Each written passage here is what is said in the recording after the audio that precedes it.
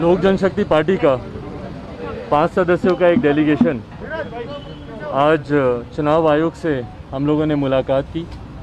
जिसमें मैं, मेरे साथ लोक जनशक्ति पार्टी के राष्ट्रीय प्रधान महासचिव जनाब अब्दुल खालिक साहब, हमारे साथ लोक जनशक्ति पार्टी के राष्ट्रीय हमारे प्रवक्ता, हमारे लीगल एडवाइज़र आदरणीय A.K. वाजपेयी साहब, हमारे साथ बिहार प्रदेश के हमारे प्रदेश अध्यक्ष राजू तिवारी जी, और साथ ही में अल्पसंख्यक प्रकोष्ठ के हमारे राष्ट्रीय अध्यक्ष जनाब आसिम खान साहब। तो ये 5 सदस्यीय डेलीगेशन ने आज कमीशन के सामने अपनी बातों को हम लोगों ने रखा है। उनकी जानकारी में जो बातें ऑलरेडी थीं उसको हम लोगों ने पुनः उनके संज्ञान में दिया है कि 2019 में लोक जनशक्ति पार्टी ने नए राष्ट्रीय अध्यक्ष का चुनाव किया था और पार्टी के राष्ट्रीय कार्यकारिणी द्वारा मुझे ये जिम्मेदारी सौंपी गई थी। तो 2019 में मुझे लोक जनशक्ति पार्टी का राष्ट्रीय अध्यक्ष चुना गया था और लोक जनशक्ति पार्टी के संविधान के अनुसार 5 साल के लिए लोक जनशक्ति पार्टी का राष्ट्रीय अध्यक्ष, हर 5 साल के बाद राष्ट्रीय अध्यक्ष का चुनाव होता है। मुझसे पूर्व लोक जनशक्ति पार्टी के संस्थापक आदरणीय रामविलास पासवान जी पार्टी के राष्ट्रीय अध्यक्ष थे और उनका कार्यकाल 2020 तक था, पर उन्होंने स्वास्थ्य कारणों से और जिस तरीके से केंद्र में वो एक बड़ी जिम्मेदारी निभा रहे थे उसका हवाला देते हुए उन्होंने मध्य में इस्तीफ़ा दिया और उसके बाद एक नए राष्ट्रीय अध्यक्ष का चुनाव हुआ और ये जिम्मेदारी बाकायदा पार्टी के राष्ट्रीय कार्यकारिणी द्वारा मुझे दी गई। आज यही बातें हम लोग कमीशन के समक्ष उनके संज्ञान में हम लोग देने आए कि कुछ लोग हैं ऐसे जिन्हें पार्टी से निलंबित किया गया है, जिसमें पार्टी के 5 सांसद हैं, 2 हमारे प्रदेश अध्यक्ष हैं, 1 हमारे राष्ट्रीय महासचिव हैं और 1 हमारे प्रकोष्ठ के राष्ट्रीय प्रकोष्ठ के मजदूर प्रकोष्ठ के हमारे एक राष्ट्रीय अध्यक्ष हैं। तो ये संख्या लगभग 10 के आसपास की ये संख्या होती है। ये 10 लोग ऐसे हैं जिन्हें पार्टी से पहले ही निलंबित कर दिया जा चुका है। ये लोग एक अलग अपना गुट बनाकर कहीं ना कहीं पार्टी पर और पार्टी के नाम और पार्टी के सिंबल पर दावा करने का ये लोग प्रयास कर रहे हैं, जो दावा अभी तक इन लोगों ने, जो मेरी जानकारी है, संभवतः कोई पेश किया नहीं है। बट हाँ, क्योंकि वो अपने आप को लोक जनशक्ति पार्टी का अध्यक्ष पशुपति कुमार पारस जी कहते हैं, इसीलिए हम लोग के लिए ज़रूरी हुआ कि हम लोग कमीशन के सामने आए और तथ्यों को मजबूती से इनके संज्ञान में दें। इससे पूर्व जब मेरा चुनाव भी हुआ था वो जानकारी भी हम लोगों ने 9 नवंबर 2019 को हम लोगों ने चुनाव आयोग के समक्ष हम लोगों ने रखी थी और पुनः हम लोग उनसे बस यही आग्रह करने आए हैं कि कुछ लोग संभवतः आपके समक्ष आकर लोक जनशक्ति पार्टी के नाम पर, सिंबल पर दावा कर सकते हैं, पर पार्टी का जो संविधान कहता है और उस संवैधानिक प्रक्रिया के अनुसार जो राष्ट्रीय अध्यक्ष का चुनाव 2019 में हुआ था और मुझे जिम्मेदारी दी गई थी, इस जिम्मेदारी के तहत आज भी मैं लोक जनशक्ति पार्टी का अध्यक्ष हूं और पार्टी की पूरी जिम्मेदारी और पार्टी की पूरी कार्यकारिणी मजबूती से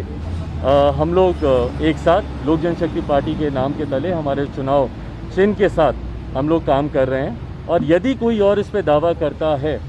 तो कोई भी कार्रवाई करने से पूर्व मैंने आग्रह किया है चुनाव आयोग से कि एक बार पुनः हम लोग को अपना पक्ष रखने का हम लोग को मौका दिया जाए और उसमें जिस भी डॉक्यूमेंटेशन की ज़रूरत पड़ेगी, राष्ट्रीय कार्यकारिणी की बैठकों की ज़रूरत पड़ेगी या आज की तारीख में कितने लोग हमारे साथ हैं उनकी एफिडेविट या उनकी फिजिकल प्रेजेंस की जो भी ज़रूरत पड़ेगी, लोक जनशक्ति पार्टी पूरी तरीके से तैयार है। जो भी मांग चुनाव आयोग द्वारा की जाएगी वो तमाम बातें तथ्यों के साथ उनके समक्ष रखी जाएगी। चिंता आज आने से पहले इसलिए इस बात की थी क्योंकि माननीय लोकसभा अध्यक्ष उन्होंने बिना हमारा पक्ष सुने उन्होंने जिस तरीके से फैसला दिया था, ये हमारी चिंता थी। तभी हम लोग चुनाव आयोग के समक्ष आए ताकि हम लोग का पक्ष ज़रूर सुना जाए कोई भी निर्णय, कोई भी फैसला लेने से पहले, क्योंकि माननीय अध्यक्ष लोकसभा उनके पास 5 सांसद गए, जबकि हमारी पार्टी का संविधान स्पष्ट रूप से इस बात को कहता है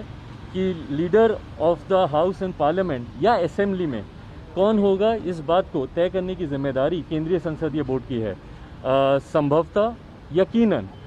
माननीय अध्यक्ष लोकसभा ओम बिरला जी को इस बात की जानकारी नहीं होगी कि हमारी पार्टी का संविधान किस आधार पर अपने नेता का चुनाव करता है पार्लियामेंट में, और इसीलिए उन्होंने जो निर्णय दिया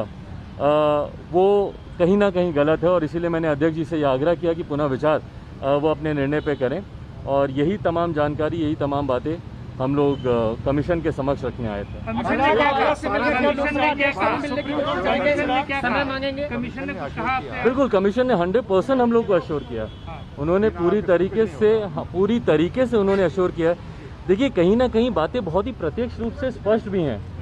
न सिर्फ कमीशन के सामने बल्कि आप सबके सामने। जिस दिन मेरा चुनाव हुआ था उसकी क्या प्रक्रिया रही, कैसे निलंबन हुआ, निलंबन भी मैंने राष्ट्रीय कार्यकारिणी की वर्चुअल बैठक बुलाकर उसी में इन लोगों का निलंबन किया। तो तमाम बातें प्रत्यक्ष रूप से सामने हैं और यकीनन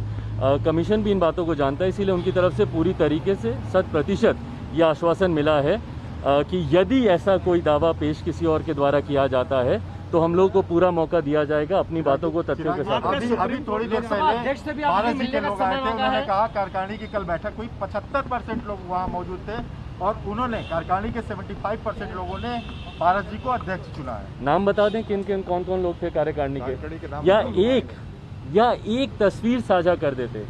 कोई भी बैठक ऐसी होती है जिसमें राष्ट्रीय अध्यक्ष का चुनाव होता है, इतनी बड़ी बैठक, तो उसकी एक तस्वीर तो सामने आनी चाहिए कि भाई उसमें कौन कौन लोग थे। पार्टी के सब पुराने ही लोग हैं, सब एक दूसरे को जानते हैं। आप लोगों की भी कई बार हमारी कार्यकारिणी के सदस्यों से मुलाकात हुई होगी, कई प्रदेश अध्यक्षों से हुई होगी, तो सब एक दूसरे को चेहरे से जानते हैं। तो कोई एक तस्वीर तो साझा करते कि बैठक में कौन लोग थे, कितने लोग थे। एक बंद कमरे में इस तरीके से बैठक को बुलाना और बाहर आकर सिर्फ दावा पेश कर देना, मैं उनसे आग्रह करूंगा कि भाई कार्यकारिणी में कौन कौन सदस्य थे उनके नाम को साझा करें।